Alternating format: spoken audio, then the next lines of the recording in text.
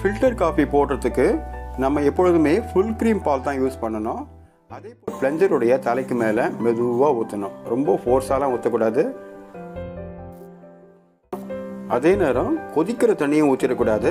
கொதிக்கிற தண்ணியை ஊற்றினா அந்த காஃபியோடைய அரோமா, அந்த ஃப்ளேவரை வந்து அது கில் பண்ணிடும். ஊற்றிட்டு பாருங்கள் எவ்வளோ திக்காக, எவ்வளோ க்ரீமியாக, எவ்வளோ நுரையோட காஃபி ரெடி ஆகிடுச்சு பாருங்கள். Praise the Lord. Welcome to Rubima சமையல். ஒரு நல்ல ஃபில்டர் காஃபி வீட்டில் எப்படி போடுறதுன்னு பார்க்கலாம். நம்ம ஹோட்டலில் குடிக்கிற ஃபில்டர் காஃபியோட அதே டேஸ்ட்டில் வீட்லேயும் போடலாம். அதுக்கு சின்ன சின்ன டெக்னிக் மட்டும் இருக்குது. நம்ம அதை ஃபாலோ பண்ணி போட்டோம்னா நம்ம வீட்லேயே ஃபில்டர் காஃபி அதே டேஸ்ட்டில் நல்லா சூப்பராக போடலாம். இப்போ நான் ஃபில்டர் காஃபி போட போகிறேன். ஃபில்டர் காஃபி போடுறதுக்கு நம்ம எப்பொழுதுமே ஃபுல் க்ரீம் பால் தான் யூஸ் பண்ணணும். அதே போல் காஃபி பவுடர் பார்த்திங்கன்னா சிக்கரி கலந்த காஃபி பவுடர் தான் நம்ம யூஸ் பண்ணணும். அதுதான் அதுக்கு நல்லாயிருக்கும். இந்த பவுடர் பார்த்திங்கன்னா 80% வந்து காஃபி பவுடர் இருக்குது, 20% வந்து சிக்கரி பவுடர் கலந்துருக்கு. இதுதான் வந்து ட்ரெடிஷ்னல் காஃபி ஃபில்டர். இதில் தான் நான் காஃபி போட போகிறேன். இதில் பார்த்தீங்கன்னா லோவர் பார்ட் ஒன்று இருக்குது, அது கண்டெய்னர். அப்பர் பார்ட் வந்து அது வந்து ஃபில்டரு. அது உள்ளே வந்து ஒரு பிளஞ்சர் இருக்கும். இப்போ இதுதான் வந்து ஃபில்டர். அதில் வந்து நிறைய ஹோல்ஸ் இருக்குது பாருங்கள். அதுக்குள்ளே போடுறதுக்கு வந்து ஒரு பிளஞ்சர் இருக்கும். இந்த பிளஞ்சரில் ஒரு 5 ஹோல்ஸ் இருக்குது. இது வந்து அதனுடைய மூடி, அதாவது லிட்டு.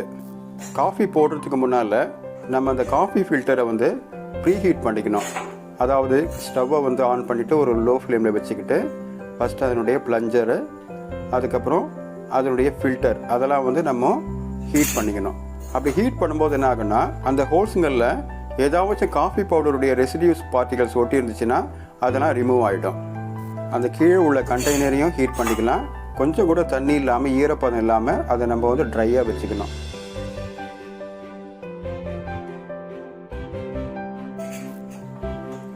இப்போ எல்லாத்தையும் ஹீட் பண்ணி எடுத்து வச்சாச்சு. அதெல்லாம் கொஞ்சம் ஆறட்டும். அதே டைமில் நம்ம ஒரு ஸ்டிக் பாத்திரத்தில் ஒரு அரை டம்ளர், அதாவது அரை கப்பு தண்ணி எடுத்து அதை ஹீட் பண்ணிக்கலாம். இதில் முக்கியமாக கவனிக்க வேண்டிய விஷயம் என்னென்னா, அந்த தண்ணி வந்து கொதிக்கக்கூடாது. அது கொதிக்க ஆரம்பிக்கும் போதே அதை ஆஃப் பண்ணிடணும். அடுத்தது நம்ம காஃபி ஃபில்டர் எடுத்து செட் பண்ணிக்கலாம். இப்போ காஃபி ஃபில்டரை வந்து செட் பண்ணிட்டோம். இப்போ அந்த ஃபில்டர் காஃபி பவுடரை எடுத்து நம்ம அதில் போடலாம். நான் ஒரு 4 டீஸ்பூன் காஃபி பவுடரை வந்து அதில் போடுறேன்.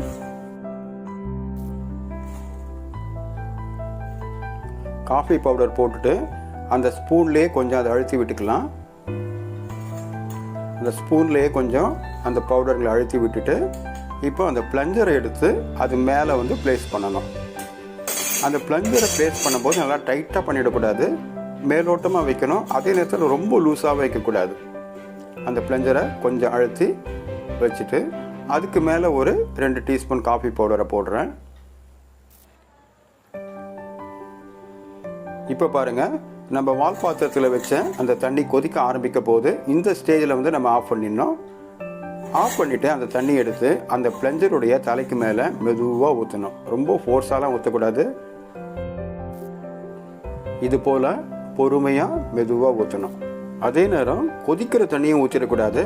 கொதிக்கிற தண்ணியை ஊற்றினா அந்த காஃபியோடைய அரோமா, அந்த ஃப்ளேவரை வந்து அது கில் பண்ணிடும். ஊற்றிட்டு எதுவுமே அதை ஷேக் பண்ண வேண்டாம். அந்த மூடி எடுத்து அதில் போட்டுடலாம். இப்போ இந்த ஃபில்டரை ஒரு 20 to 30 மினிட்ஸ் வந்து அப்படியே வச்சிடலாம். அதுக்குள்ளே டிகாஷன் கீழே இறங்கிடும். இப்போ 20 மினிட்ஸ் ஆகிடுச்சு. நான் பால் வந்து ஏற்கனவே காய்ச்சி வச்சுருக்கேன், தண்ணி ஊற்றாமல் காய்ச்சி வச்சுருக்கேன். இப்போ நான் மறுபடியும் அதை வந்து ஹீட் பண்ணிக்கிறேன். அவ்வளோதான், இப்போ பால் ரெடியாக இருக்குது. டிகாஷனும் கீழே இறங்கிட்டு இருக்கோம். இப்போது நான் 2 கப்பு காஃபி போட போகிறேன். தேவையான அளவு சர்க்கரை போட்டுக்கிறேன். ஒன்றில் கொஞ்சம் அதிகமாகவும் ஒன்றில் கம்மியாகவும் போட்டுக்கிறேன்.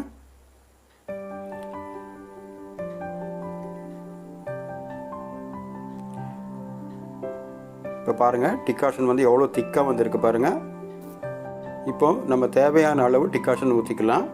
நான் ஒன்றில் லைட்டாகவும் ஒன்றில் கொஞ்சம் ஸ்ட்ராங்காகவும் காஃபி போட போகிறேன்.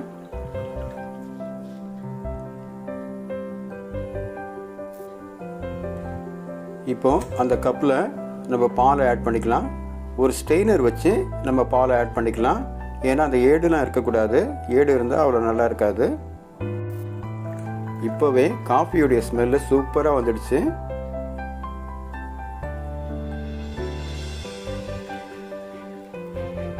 பாருங்கள் எவ்வளோ திக்காக எவ்வளோ கலர்ஃபுல்லாக காஃபி வந்திருக்கு பாருங்கள். இப்போ நம்ம எடுத்து ஆற்றிக்க வேண்டியதுதான். மிக்ஸ் பண்ணிக்கலாம் நல்லா. பாருங்கள் எவ்வளோ திக்காக எவ்வளோ க்ரீமியாக எவ்வளோ நுரையோட காஃபி ரெடி ஆகிடுச்சு பாருங்கள்.